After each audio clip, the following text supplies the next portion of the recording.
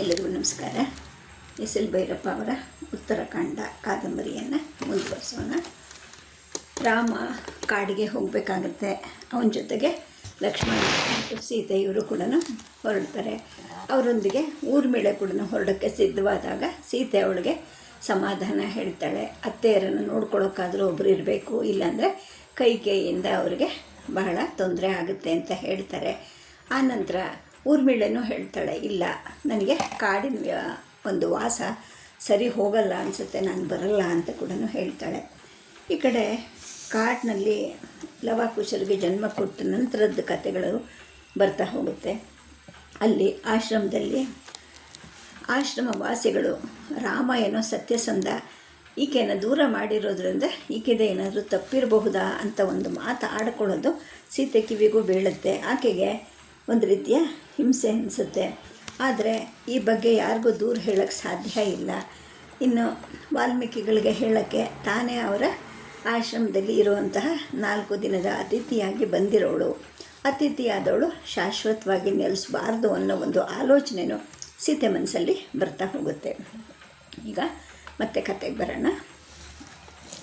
ಇದಕ್ಕಿದ್ದ ಹಾಗೆ ರಾಮನ ಮೇಲೆ ನನಗೆ ತುಂಬ ಪ್ರಚಂಡ ಸಿಟ್ಟು ಬಂತು. ಮಹರ್ಷಿಗಳ ಆಶ್ರಮದ ಮುಖ್ಯ ದ್ವಾರದಲ್ಲಿ ಬಿಟ್ಟು ಬರೋ ರಾಜಾಜ್ಞೆ ಮಾಡ್ದ ಅವನು. ಅಂದರೆ ಮಹರ್ಷಿಗಳ ಪಾಲನೆಗೆ ನನ್ನನ್ನು ವಹಿಸ್ಬಿಟ್ಟ. ಅವರೇನೋ ಅನ್ನ ಕೊಡ್ಬೋದು, ಬಟ್ಟೆನೂ ಕೊಡಬಹುದು, ಆದರೆ ಗಂಡ ಬಿಟ್ಟವಳು ಅನ್ನೋ ಅಪಮಾನಕ್ಕೆ ನನಗೆ ಯಾವ ರಕ್ಷಣೆ ಕೊಟ್ಟ? ಏನೂ ಕೊಡಲಿಲ್ಲ.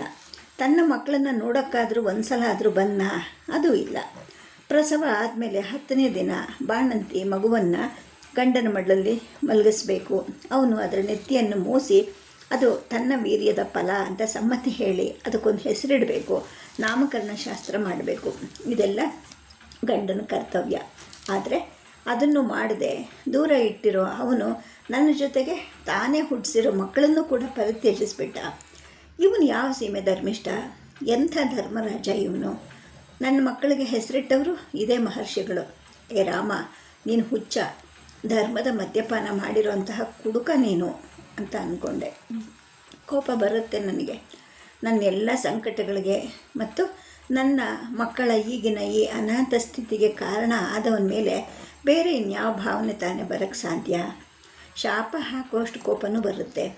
ವಾಸ್ತವವಾಗಿ ಮನಸಾರೆ ವ್ಯಭಿಚಾರ ಮಾಡಿದ್ದ ಆ ಅಹಲ್ಯೆಯ ಪಶ್ಚಾತ್ತಾಪವನ್ನು ಮುಂದೆ ಮಾಡಿ ಅವಳ ಗಂಡನ ಮನಸ್ಸನ್ನು ತನ್ನ 18ನೇ ವಯಸ್ಸಿನಲ್ಲೇ ಕರಗಿಸಿದ್ದ ಕರುಣಾಳು ಇವನು.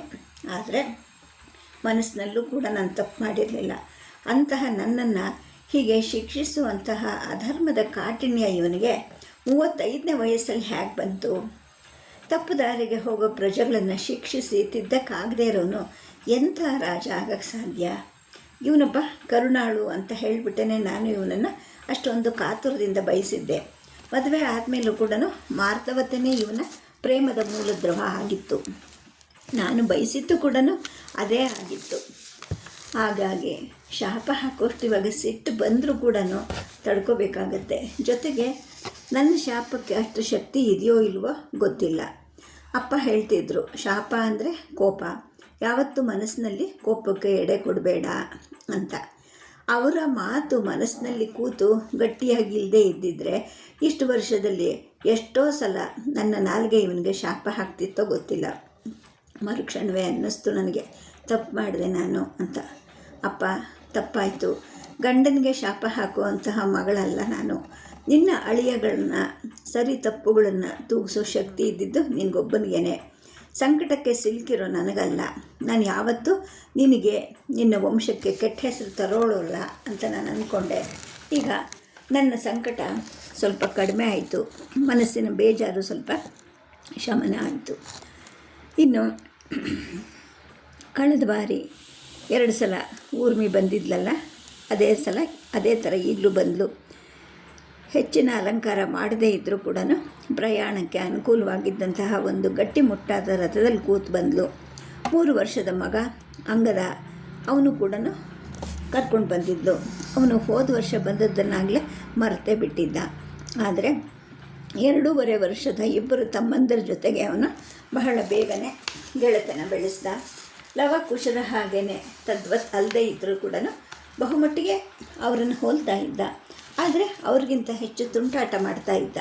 ಹಿಡಿಯೋದೇ ಕಷ್ಟ ಅನಿಸೋಷ್ಟು ಚೇಷ್ಟೆ ಮಾಡ್ತಾ ಇದ್ದ. ಅವನ ಮುಖಚರ್ಯಗಳು ಲಕ್ಷ್ಮಣನನ್ನೇ ಹೋಲ್ತಾ ಇದ್ವು. ಊರ್ಮಿನೂ ಈಗ ಮೈ ತುಂಬಿಕೊಂಡಿದ್ಲು. ಏನು ಸಮಾಚಾರ ಅಂತ ಕೇಳಿದೆ. 5 ತಿಂಗಳು ಅಂತ ಹೇಳಿದ್ಲು. ನನಗೆ ಸಂತೋಷ ಆಯಿತು. 2 ತಿಂಗಳು ಮೊದಲೇ ಆದರೂ ಕೂಡ ಸೀಮಂತ ಮಾಡಿ ಕಳಿಸ್ಬೇಕು ಅಂತ ಅಂದ್ಕೊಂಡೆ.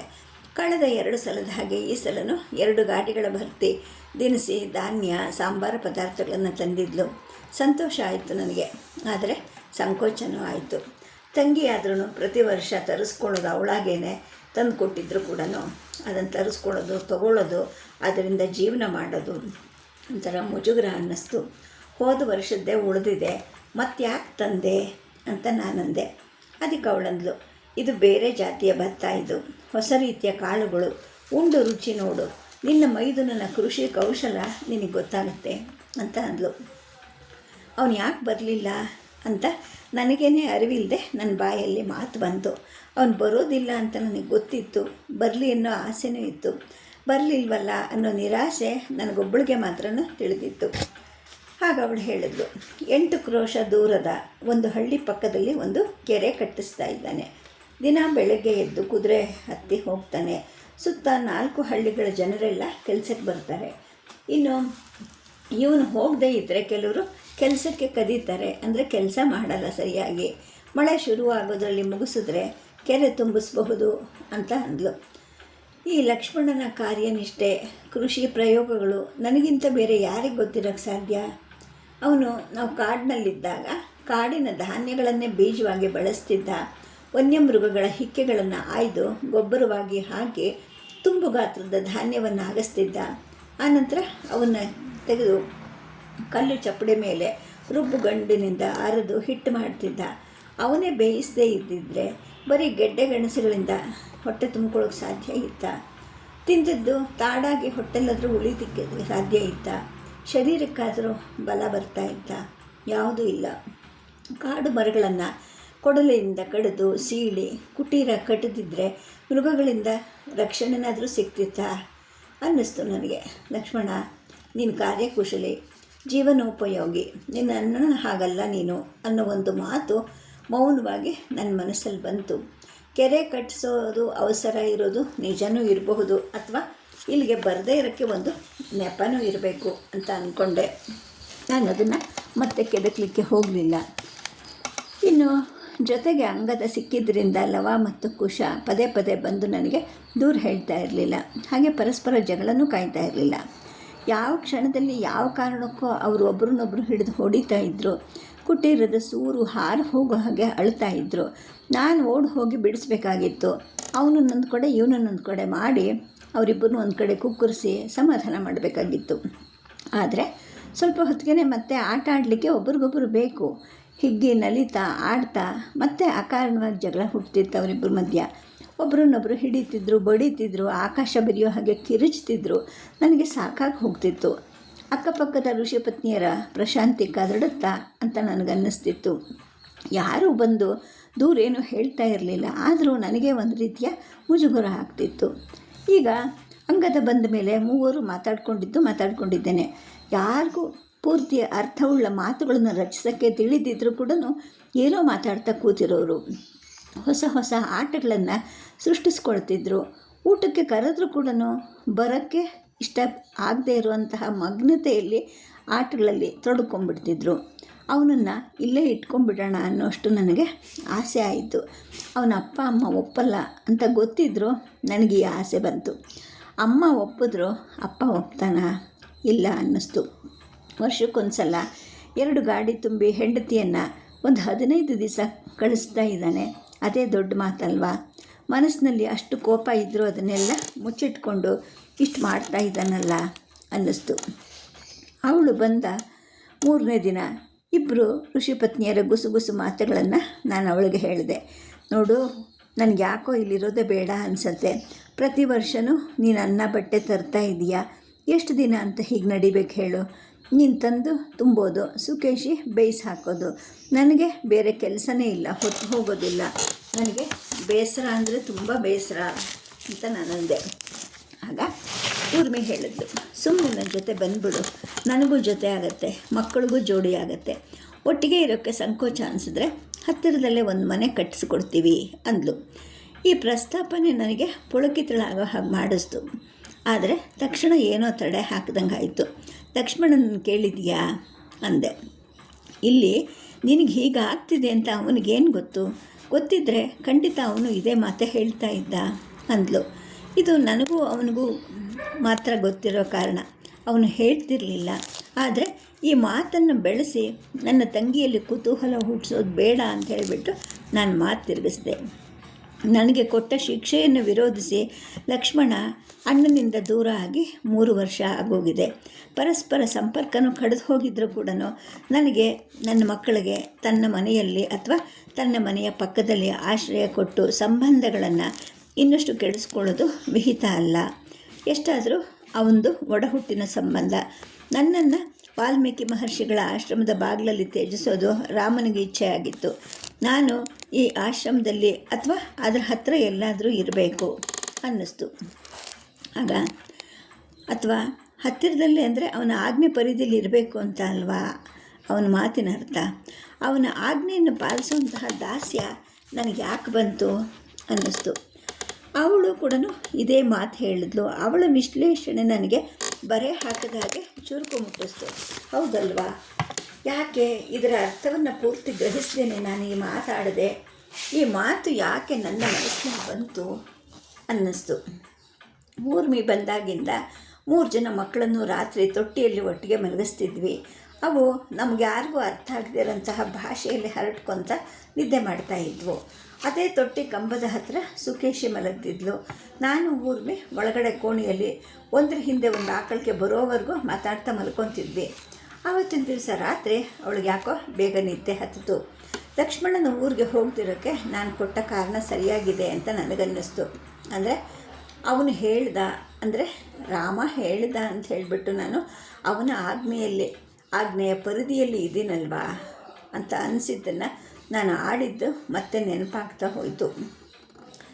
ಆನಂತರ ನನ್ನ ಮೇಲೆ ಮುನಿಸ್ಕೊಂಡು ದೂರ ಉಳಿದಿರೋ ಅವನ ಮನೆಗೆ ನಾನಾಗೆ ಹೋಗಿ ಆಶ್ರಯ ಪಡೆಯೋದು ಅವಮಾನ ಮಾತ್ರ ಅಲ್ಲ, ಅಣ್ಣ ತಮ್ಮಂದರು ಯಾವತ್ತಾದರೂ ಒಂದಾಗೋದು ನನ್ನಿಂದ ತಪ್ಪೋದು ನನಗಿಷ್ಟ ಇರಲಿಲ್ಲ. ಆದರೆ ಹಾಗೆ ಈ ಆಶ್ರಮದಲ್ಲಿ ಮುಂದುವರಿಯೋಕ್ಕೂ ಕೂಡ ಮನಸ್ಸಿರಲಿಲ್ಲ. ಲಕ್ಷ್ಮಣ ಕೋಸಲ ದೇಶದಿಂದ ಬೇರೆಯಾದ ರೀತಿಯಲ್ಲಿ ನಾನು ಈ ಆಶ್ರಮದಿಂದ ಬೇರೆ ಆಗೋಕ್ಕೆ ದಾರಿ ಇದೆಯಾ ಅಂತ ಯೋಚನೆ ಮಾಡಿದೆ. ಅವನಿಗೇನೋ ಅಣ್ಣನ ಮೇಲೆ ಕೋಪ ಇತ್ತು, ರಾಜಾಜ್ಞೆ ಅನ್ನೋದನ್ನು ಅವನು ಸಹಿಸಲಿಲ್ಲ.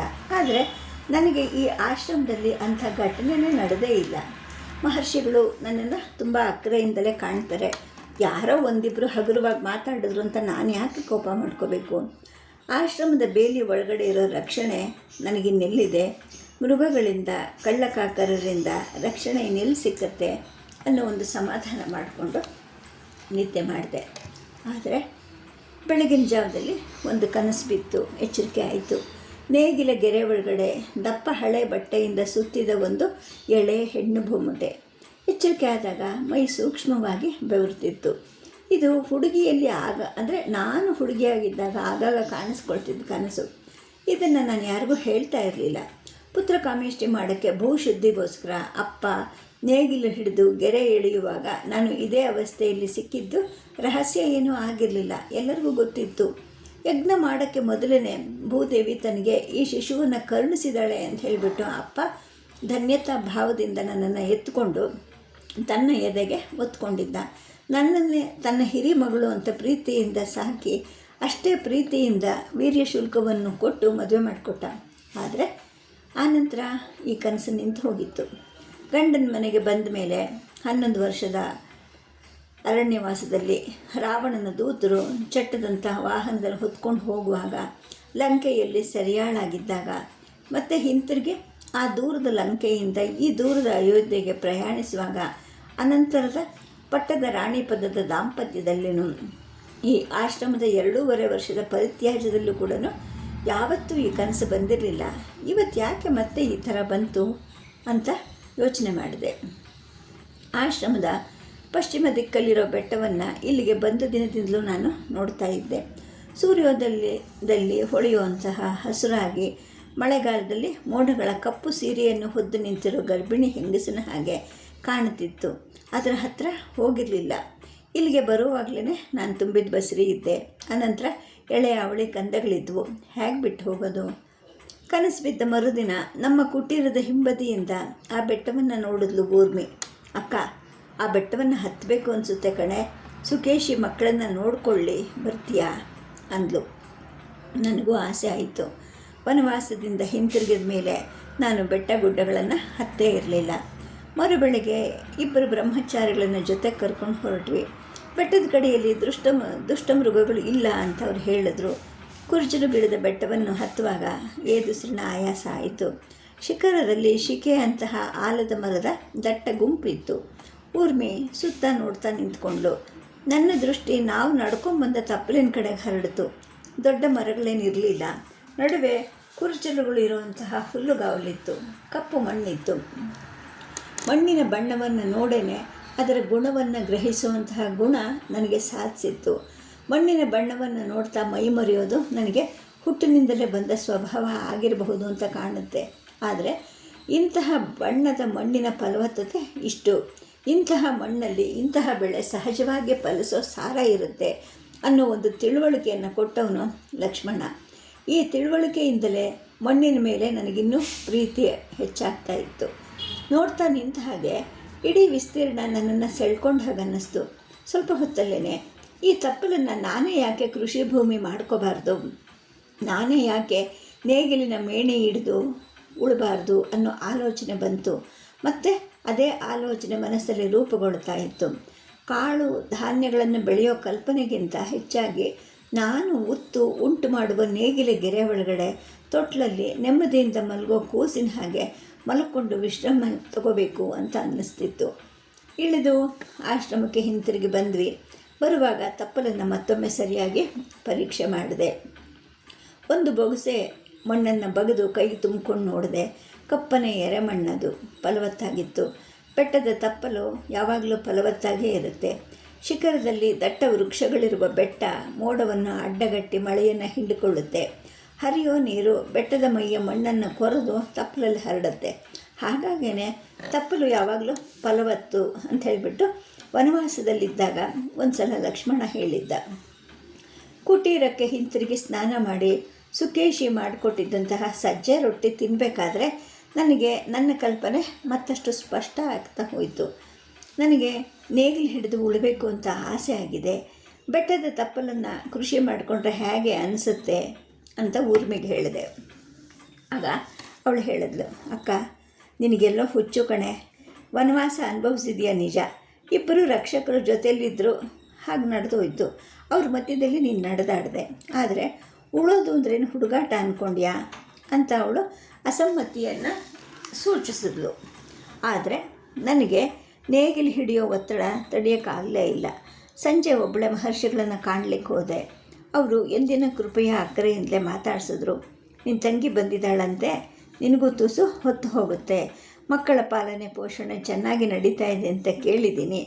ಅಲ್ಲದೆ ಪಾರಾಯಣ ಧ್ಯಾನಗಳಲ್ಲಿ ಮನಸ್ಸನ್ನು ತೊಡಗಿಸ್ತಿದೆಯಾ ತಾನೇ ಅಂತ ಕೇಳಿದ್ರು. ಆಗ ನಾನಂದೆ, ತಾತ, ನನಗೊಂದು ವಿಚಾರ ಹುಟ್ಟಿದೆ. ಮನಸ್ಸನ್ನು ಅದೇ ಆವರಿಸ್ಕೊಂಡಿದೆ. ಬೆಟ್ಟದ ಕೆಳಗಡೆ ತಪ್ಪಲಿದೆಯಲ್ಲ, ಅದನ್ನು ಕೃಷಿ ಭೂಮಿಯಾಗಿ ಮಾಡಿಕೊಂಡು ನಾನೇ ಸ್ವತಃ ಒತ್ತು ಬಿತ್ತಿ ಮಾಡುವಂತಹ ಬಯಕೆ. ಯಾಕೆ ಹೀಗಾಗ್ತಿದೆಯೋ ಕಾಣೆ, ನನಗೆ ನಿಮ್ಮ ಮಾರ್ಗದರ್ಶನ ಬೇಕು ಅಂದೆ. ಅವರು ಮೌನವಾದರು. ಅವರ ಮನಸ್ಸು ಯಾವುದೋ ಆಳಕ್ಕೆ ಇಳಿದು ಹುಡುಕ್ತಾ ಇದೆಯಾ ಅಂತ ನನಗನ್ನಿಸ್ತು. ಆನಂತರ ಅದರಿಂದ ಹೊರಗಡೆ ಬಂದವ್ರ ಹಾಗೆ ಮಾತಾಡಿದ್ರು. ಮಗು, ನಿನ್ನ ಬಯಕೆಯ ಮೂಲ ನನಗೆ ಅರ್ಥ ಆಗುತ್ತೆ. ಆದರೆ ಬಿಸಿಲಲ್ಲಿ ಉಳುಮೆ ಮಾಡೋಷ್ಟು ತ್ರಾಣ ನಿನಗಿದೆಯೇನಮ್ಮ ಅಂದರು. ಅಭ್ಯಾಸ ಮಾಡಿದ್ರೆ ತ್ರಾಣ ತಾನಾಗೆ ಕೂಡುತ್ತೆ ಅಲ್ವಾ ತಾತ ಅಂತ ನಾನಂದೆ. ಅವರು ಮತ್ತೆ ಮೌನಿಯಾದರು. ಬೆಳೆ ಬಂದ ಕೂಡಲೇ ಜಿಂಕೆಗಳು ಗುಂಪುಗಟ್ಟಿ ನುಗ್ಗಿ ತಿಂದು ಬಿಡುತ್ತವೆ. ಕಾಡು ಕೋಣ, ಹಂದಿ, ಹೀಗೆ ನಾನಾ ಪ್ರಾಣಿಗಳು ಬರುತ್ತವೆ. ಅವುಗಳನ್ನು ತಡೀಲಿಕ್ಕೆ ಗಟ್ಟಿ ಬೇಲಿ ಹಾಕಬೇಕು, ನೀರಿಗೆ ಬಾವಿ ತೋಡಬೇಕು. ಹೀಗೆ ಉಳೋದಕ್ಕಿಂತ ಹೆಚ್ಚಾಗಿ ಸುತ್ತಮುತ್ತಿನ ಕೆಲಸನೇ ಆಗುತ್ತೆ. ಅದೇ ಒಂದು ಸಂಸಾರ ಬೆಳೆಯುತ್ತೆ. ಅದರ ಬದಲು ಧ್ಯಾನ ಅಧ್ಯಯನದಲ್ಲಿ ತೊಡಗುಕೋ ಅಂತ ಅಂದರು. ನಾನು ಉತ್ತರ ಹೇಳಲಿಲ್ಲ. ಅದು ಅವ್ರಿಗೆ ಅರ್ಥ ಆಯಿತು. ಮೌನಂ ಅಸಮ್ಮತಿ ಸೂಚಕಂ ಅಲ್ವಾ ಅಂತ ಮುಕ್ತವಾಗಿ ನಕ್ಕರು. ಅನಂತರ ಅವರೇ ಹೇಳಿದ್ರು, ಬೆಟ್ಟ, ತಪ್ಪಲು, ಉತ್ತರ ಭಾಗದ ಕಾಡುಗಳು ಎಲ್ಲ ಈ ಆಶ್ರಮಕ್ಕೆ ಸೇರಿದ್ದು. ಅವುಗಳನ್ನು ಬಳಸ್ಕೊಳ್ಳೋಕ್ಕೆ ಈ ರಾಜ್ಯದ ರಾಜನ ಅನುಮತಿ ಖಂಡಿತ ಅಗತ್ಯ ಇಲ್ಲ. ಇಡೀ ತಪ್ಪಲನ್ನು ನೀನು ಬಳಸ್ಕೋ ಅಂದರು. ಅವರು ಹೇಳಿದ ಅಷ್ಟು ಮಾತುಗಳಲ್ಲಿ ಬೆಳೆ ಬಂದ ಕೂಡಲೇ ಜಿಂಕೆಗಳು ಗುಂಪುಗಟ್ಟಿ ನುಗ್ಗಿ ತಿಂದುಬಿಡುತ್ತವೆ ಅನ್ನೋ ವಾಕ್ಯ ನನ್ನ ಮನಸ್ಸಿನಲ್ಲಿ ವಿಷಾದದ ಅಲೆಗಳನ್ನು ಎಬ್ಬಿಸ್ತು. ನಾನು ಜಿಂಕೆಯನ್ನು ಬಯಸಿ ಹಠ ಮಾಡಿದ್ದರಿಂದಲೇ ಮುಂದಿನ ಅನಾಹುತಗಳೆಲ್ಲ ಸಂಭವಿಸಿದ್ದು ಅನ್ನೋ ಒಂದು ನೆನಪಿನ ಸರಣಿ ನನ್ನನ್ನು ಮುಂದಿನ 3 ದಿನ ಬಾಧಿಸಿತು. ಊರ್ಮಿ ತನ್ನ ಊರಿಗೆ ಹಿಂತಿರುಗಿ 1 ವಾರ ಕಳೆದರೂ ಕೂಡ ಅವಳ ನೆನಪಿಂದ ಹೊರಗಡೆ ಬರೋಕ್ಕೆ ನನಗೆ ಸಾಧ್ಯ ಆಗಲಿಲ್ಲ. ನನ್ನ ಜೀವನದ ಉದ್ದಕ್ಕೂ ಅವಳ ಪಾತ್ರ ಇದೆ. ಒಬ್ಬರೇ ತಾಯಿ ತಂದೆಯರು ನಮ್ಮಿಬ್ಬರಿಗೂ. ಬೆಳೆದಿದ್ದು ಒಂದೇ ಮನೆಯಲ್ಲಿ, ಮದುವೆಯಾಗಿ ಬಂದಿದ್ದು ಒಂದೇ ಕುಟುಂಬಕ್ಕೆ. ವನವಾಸಕ್ಕೆ ಹೋದ ನಂತರ, ವನವಾಸದಿಂದ ಹಿಂತಿರುಗಿ ನಂತರ, ಪರಿತ್ಯಕ್ತಳಾಗಿ ಈ 2ನೇ ವನವಾಸಕ್ಕೆ ಬಂದ ನಂತರ ಅಯೋಧ್ಯೆಯ ವಿದ್ಯಮಾನಗಳನ್ನು ತಿಳಿಸ್ತಾ ಇರೋದು ಕೂಡ ಅವಳೇನೆ. ಅವಳ ಹಾಗೆ ಒಂದೇ ಸಮನ ಪ್ರೀತಿಯನ್ನು ಉಣ್ಣಿಸ್ತಿರೋರು ನನಗೆ ಬೇರೆ ಯಾರಿದ್ದಾರೆ? ಅವಳ ಮಗ ಹೋದ್ಮೇಲೆ ಲವಕುಶರು ಕೂಡ ಅಂಗದನನ್ನು ನೆನೆಸ್ಕೊಂಡು ರಗಳೆ ಮಾಡ್ತಿದ್ರು. ನನ್ನ ಮನಸ್ಸು ಮತ್ತೆ ಅಯೋಧ್ಯೆ ಕಡೆಗೆ, ಆ ದಿನದ ಕಡೆಗೆ ಹೊರಟಿತು. ಪ್ರಜಾಕೋಟಿಯಿಂದ ತಪ್ಪಿಸ್ಕೊಂಡು ಹಿಂದಿನ ಬಾಗಿಲಿಂದ ಜವನಿಕೆಯ ಮರೆಯ ರಥವನ್ನು ಹತ್ತಿ ಓಣಿಗಳ ದಾರಿಯಲ್ಲಿ ನಗರದಿಂದ ಹೊರಬಿದ್ವಿ. ನಾವು ಮುಚ್ಚಿಕೊಂಡಿದ್ದ ನಾರುಮಡಿ ಜೊತೆಗೆ ಸುಮಂತ್ರರು ಓಡಿಸಿದ ವೇಗದಲ್ಲಿ ಜನಗಳಿಗೆ ನಮ್ಮ ಗುರುತು ಸಿಕ್ಕಲಿಲ್ಲ. 1 ಕ್ರೋಶಕ್ಕೂ ಹೆಚ್ಚು ಮುಂದಕ್ಕೆ ಸಾಗಿ ಕುದುರೆಗಳು ಬಳಲಿದ್ವು. ಊಟ ನಿಧಾನ ಆಯಿತು. ಮನೆಯ ಮಠಗಳು ಕೂಡ ಹಿಂದುಳಿದಿದ್ವು. ಅಷ್ಟೊತ್ತಿಗೆ ನಾವು ಮುಂದೆ ಸಾಗ್ತಾ ಇದ್ವಿ. ಈಗ ರಾಮ ಜವನಿಕೆಯನ್ನು ಕಳಚಿಸಿದ. ವನವಾಸವನ್ನು ಸಂಕಲ್ಪಿಸಿದ ಕ್ಷಣದಿಂದಲೇ ಕಂದಮೂಲ ಅಥವಾ ಕಾಡಲ್ಲಿ ಬೆಳೆದ ಪದಾರ್ಥಗಳನ್ನು ಬಿಟ್ಟು ಬೇರೆ ಏನನ್ನು ತಿನ್ನಬಾರ್ದು ಅಂತ ರಾಮ ಮಾಡಿಕೊಂಡಿದ್ದಂತಹ ನಿರ್ಧಾರಿತ ನಿಯಮದ ಹಾಗೆ ಆವತ್ತಿನ ದಿವಸ ರಾತ್ರಿ ನಮಗೆ ಉಪವಾಸ. ಕತ್ಲಲ್ಲಿ ನೀವಿಬ್ಬರು ರಥದಲ್ಲಿ ಮಲಗಿ, ರಾಜಕುಮಾರ ಲಕ್ಷ್ಮಣ ರಥದ ಮೂಕಿ ಮೇಲೆ ಮಲ್ಕೊಂಡು ನಿದ್ರಿಸಲಿ, ನಾನು ಕಾವಲು ಕಾಯ್ತೀನಿ ಅಂತ ಸುಮಂತ್ರರು ಸಲಹೆ ಮಾಡಿದ್ರು. ನಾಳೆ ನೀವು ಸಹ ಅರ್ಥ ಮಾಡಬೇಕು, ನಿದ್ದೆಯಲ್ಲಿದ್ದರೆ ಕಷ್ಟ ಆಗುತ್ತೆ. ನಾನು ಕಾವಲು ಕಾಯ್ತೀನಿ, ನೀವೇ ಮೂಕಿ ಮೇಲೆ ಮಲ್ಕೊಂಡು ಕಣ್ಣು ಮುಚ್ಕೊಳ್ಳಿ ಅಂತ ಲಕ್ಷ್ಮಣ ಅವ್ರಿಗೆ ಸಲಹೆ ಮಾಡ್ದ. ಅದು ಕೂಡ ಅವನ ಮಾತು ಸೂಕ್ತವಾದದ್ದೇ ಆಗಿತ್ತು. ಅದೇ ಮೊದಲ ದಿನವಾಗಿ ಇಡೀ ವನವಾಸದಲ್ಲಿ ನಾವು ಸುಖವಾಗಿ ನಿದ್ರಿಸೋ ಹಾಗೆ ಅವನು ರಾತ್ರಿ ಪಾಳಿಯನ್ನು ಮಾಡ್ದ. ನನಗೆ ಆ ಮೊದಲ ರಾತ್ರಿ ನಿದ್ದೆ ಬರಲಿಲ್ಲ. ನಿರ್ಜನವಾದ ಮಾರ್ಗದಲ್ಲಿ ರಥದ ಮೇಲೆ ಮಲ್ಕೊಂಡಿದ್ದರಿಂದ ಮಾತ್ರ ಅಲ್ಲ, ಹೊಟ್ಟೆನೂ ಚುರುಗುಟ್ತಾ ಇತ್ತು. ಆದರೆ ಹೇಳಲಿಕ್ಕೆ ನಾಚಿಕೆ. ಅರಣ್ಯ ಜೀವನದ ಎಂತಹ ಕಷ್ಟ ಕಾರ್ಪಣ್ಯಗಳನ್ನಾದರೂ ಸಂತೋಷದಿಂದ ಸಹಿಸ್ತೀನಿ ಅಂತ ಹಠ ಮಾಡಿ ರಾಮನನ್ನು ಒಪ್ಪಿಸಿದ್ದೆ. ಅತ್ತೆ, ಚಿಕ್ಕತ್ತೆ, ಮಾವ, ಅರಮನೆ ಪರಿಚಾರಕರಿಂದ ನಾನು ಆದರ್ಶ ಪತ್ನಿ, ಆದರ್ಶ ಸೊಸೆ ಅನ್ನೋ ಮೆಚ್ಚುಗೆ ಮಳೆಯಲ್ಲಿ ನೆನೆದು ಉಬ್ಬಿ ಹೋಗಿದ್ದೆ. ಈಗ ಈ ಮೊದಲ ರಾತ್ರಿನೇ ಹಸಿವಿನ ಬಾಧೆಗೆ ಸೋತ್ರೆ ಹೇಗೆ ಅಂತ ಹೇಳಿಬಿಟ್ಟು ನನಗೆ ನಾನೇ ಸಮಾಧಾನ ಮಾಡ್ಕೊಳ್ಳೋಕ್ಕೆ ಪ್ರಯತ್ನ ಮಾಡಿದೆ. ಮನಸ್ಸೇನೋ ಗಟ್ಟಿಯಾಗೋ ಪ್ರಯತ್ನದಲ್ಲಿ ಹೆಣಗ್ತಾ ಇತ್ತು. ಆದರೆ ಹೊಟ್ಟೆ ಬೇರೆ ದಾರಿಯಲ್ಲಿ ನುಲಿತಾ ಇತ್ತು. ರಥದ ಹಿಂಬದಿಯಲ್ಲಿ ಕಟ್ಟಿದ್ದ ಕಂತೆಗಳಲ್ಲಿ ಒಂದನ್ನು ಬಿಚ್ಚಿ ನೆಲದ ಮೇಲೆ ಹಾಕಿದ್ದ ಹುಲ್ಲನ್ನು ಕುದುರೆಗಳು ಮೇಯ್ತಾ ಇದ್ದ ಸದ್ದು ಕೇಳಿಸ್ತಾ ಇತ್ತು. ಎಡಭುಜಕ್ಕೆ ಬಿಲ್ಲನ್ನು ತಗಲಿಸ್ಕೊಂಡು ಬಲಗೈಯಲ್ಲಿ ಹಿಡ್ಕೊಂಡಿದ್ದ ಕತ್ತಿ ಜೊತೆಗೆ ಲಕ್ಷ್ಮಣ ನಿಂತಿದ್ದು ಮೊಬ್ಬಾಗಿ ಕಾಣಿಸ್ತಾ ಇತ್ತು. ಅರೆ, ಇವನಿಗೆ ಹಸುವಾಗ್ತಾ ಇಲ್ವಾ? ನಿಂತು ನಿಂತು ಕಾಲು ನೋಯ್ತಾ ಇಲ್ವಾ? ತುಟಿಪಿಟಿ ಕನ್ನದೆ ಎಷ್ಟು ನಿಶ್ಶಬ್ದವಾಗಿ ನಿಂತ್ಕೊಂಡಿದ್ದಾನೆ. ಆಗಾಗ ಕತ್ತನ್ನು ಆ ಕಡೆ ಈ ಕಡೆ ತಿರುಗಿಸಿ ನೋಡ್ತಾನೆ. ಹಾಗೆ ಹಾಯಾಗಿ ಮಲಗಿರೋ ನಾನು ಯಾಕೆ ಇಷ್ಟು ಸಂಕಟ ಪಡ್ತಿದ್ದೀನಿ ಅನ್ನಿಸ್ತು. ರಾಮನ ಕಡೆ ನೋಡಿದೆ. ದೀರ್ಘವಾಗಿ ಉಚ್ಛ್ವಾಸ ನಿಶ್ವಾಸ ಮಾಡ್ತಾ ಶಾಂತವಾಗಿ ಮಲ್ಕೊಂಡಿದ್ದ. ಪಟ್ಟಾಭಿಷಿಕ್ತನಾಗಿ ಉಲ್ಲಾಸದಿಂದ ನಿದ್ರಿಸೋ ರಾತ್ರಿಯೇ ಇವನು ರಾಜಭ್ರಷ್ಟ ಆಗಬೇಕಾಯ್ತು. ಆ ಚಿಂತನೆ ಇವನಿಗಿಲ್ವಾ ಅಂತ ನನಗೂ ಆಶ್ಚರ್ಯ ಆಯಿತು. ಯಾಕೋ ನನಗೂ ಇವನಿಗೂ ಬಹಳ ಅಂತರ ಇದೆ. ಅವನು ನನ್ನಿಂದ ತುಂಬ ದೂರದಲ್ಲಿರ್ತಾನೆ ಅಥವಾ ದೂರದಲ್ಲಿದ್ದಾನೆ ಅನ್ನೋ ಒಂದು ಭಾವ ಅರ್ಥವಾಗದೆ ಹಾಗೆ ಸುಳೀತು. ಹಾಗೆ ಮಲ್ಕೊಂಡೆ. ಸದ್ದಾಗದ ಹಾಗೆ ಮಗ್ಲೂ ಬದಲಾಯಿಸಿದೆ. ತಂಗಾಳಿ ಶುರುವಾಯಿತು. ಚಳಿ ಅನ್ನಿಸ್ತು. ಹೊದಿಕೆ ಇಲ್ಲ ಅನ್ನೋದು ಕೂಡ ಅರಿವಾಯಿತು. ಕೈಗಳನ್ನು ಮಂಡಿಗಳ ಮಧ್ಯಕ್ಕೆ ಕೊಟ್ಟು ಶರೀರವನ್ನು ಸಂಕುಚಿಸಿಕೊಂಡೆ. ಬಾಯಿಂದ ನಡುಗೋ ಸದ್ದು ಮಾಡಿ ರಾಮನಿಗೆ ಎಚ್ಚರಿಕೆ ಮಾಡಬಾರ್ದು, ಲಕ್ಷ್ಮಣನಿಗೆ ಆ ಸದ್ದು ಕೇಳಬಾರ್ದು ಅನ್ನೋ ಅರಿವಾಯಿತು. ಹಲ್ಲುಗಳನ್ನು ಕೂಡ ಬಿಗಿಯಾಗಿ ಜೋಡಿಸ್ಕೊಂಡೆ. ಎಷ್ಟೋ ಹೊತ್ತಿನ ನಂತರ ಲಕ್ಷ್ಮಣ ಸುಮಂತ್ರರನ್ನು ಮುಟ್ಟಿ ಅಲಗಿಸ್ದ. ಅವರು ಕೂಡ ಪಿಸುಧ್ವನಿಯಲ್ಲಿ ಎಚ್ಚರಿಕೆಯಿಂದಲೇ ಇದ್ದೀನಿ ಅಂದರು. ಆಗ ಲಕ್ಷ್ಮಣ ಹೇಳ್ದ, ಶುಕ್ರ ನಕ್ಷತ್ರ ಕಾಣಿಸ್ತಾ ಇದೆ, ಕುದುರೆಗಳನ್ನು ಹೂಡ್ತೀನಿ ಅಂತ ಎದ್ದುಬಿಟ್ಟು ಕೆಳಗಿಳಿದ್ರು. ಮತ್ತೆ ರಥ ಮುಂದುವರಿತು. ನಮ್ಮನ್ನು ಎಬ್ಬಿಸಬಾರ್ದು ಅಂತ ಲಕ್ಷ್ಮಣ ರಥದ ಹಿಂದೆ ದಾಪುಕಾಲು ಹಾಕ್ಕೊಂಡು ಹಿಂಬಾಲಿಸ್ತಿದ್ದ.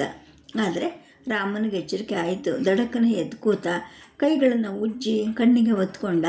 ಕರಾಗ್ರೆ ವಸತೆ ಲಕ್ಷ್ಮಿ, ಕರ ಮಧ್ಯೆ ಸರಸ್ವತಿ ಹೇಳ್ಕೊಂಡ. ಆಮೇಲೆ ನನ್ನ ಕಡೆ ನೋಡ್ದ. ನಿದ್ದೆ ಮಾಡಿದ್ಯಾ ಅಂತ ಕೇಳ್ದ. ಹ್ಞೂ ಅಂದೆ.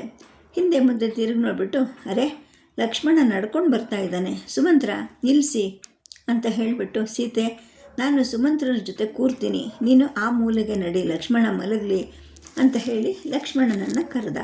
ನನಗೇನು ನಿದ್ದೆ ಬರ್ತಿಲ್ಲ ಅಂತ ಲಕ್ಷ್ಮಣ ಹೇಳ್ದ. ಅವನು ಮಲಗಲಿಲ್ಲ. ಆದರೆ ರಾಮ ಅವನನ್ನು ಬಿಡಲಿಲ್ಲ, ಮಲಕ್ಕು ಅಂತ ಹೇಳ್ತಾನೆ ಇದ್ದ. ಸೂರ್ಯ ನೆತ್ತಿ ಮೇಲೆ ಬರೋ ಹೊತ್ತಿಗೆ ಒಂದು ಹಳ್ಳ ಸಿಕ್ಕಿತು. ದೂರದಿಂದಲೇ ಇಳಿಜಾರು ಮರಳು. ಇದ್ರ ಹೆಸರು ವೇದಾವತಿ ಅಂತ. ಇದು ಕಿರು ನದಿ, ಬೇಸಿಗೆಯಲ್ಲಿ ಹಿಂಗೆ ಹೋಗುತ್ತೆ ಅಂತ ಸುಮಂತ್ರರು ಹೇಳಿದ್ರು. ಆದರೆ ಈಗ ತಿಳಿ ನೀರಲ್ಲಿ ಹರಿತಾ ಇತ್ತು. ಇಲ್ಲಿ ಸ್ನಾನ ಮಾಡಿ ಆಜ್ಞೆಗಳನ್ನು ಮುಗಿಸೋಣ ಅಂತ ರಾಮ ಹೇಳ್ದ. ಸಾರಥಿ ಕುದುರೆಗಳಿಗೆ ನೀರು ಕುಡಿಸಿದ್ರು. ಆ ಮೂವರು ಇಳಿದು ಮುಟ್ಟ ಬಟ್ಟೆನಲ್ಲಿ ಸ್ನಾನ ಮಾಡಿದ್ರು. ರಾಮ ಲಕ್ಷ್ಮಣರು ನೆತ್ತಿ ಮೇಲೆ ಸೂರ್ಯ ಭಗವಾನನಿಗೆ ಅರ್ಘ್ಯ ಕೊಟ್ಟರು. ನದಿ ಮೇಲ್ಭಾಗದಲ್ಲಿ ಮರಗಳ ಒಂದು ಗುಂಪು ಕಾಣಿಸ್ತು. ಅದರ ಮರೆಯಲ್ಲಿ ಸ್ನಾನ ಮಾಡು ಅಂತ ರಾಮ ನನಗೆ ಸೂಚಿಸ್ದ. ಸದ್ಯಕ್ಕೆ ಕಥೆಯನ್ನು ನಿಲ್ಲಿಸಿರ್ತೀನಿ. ನಮಸ್ಕಾರ.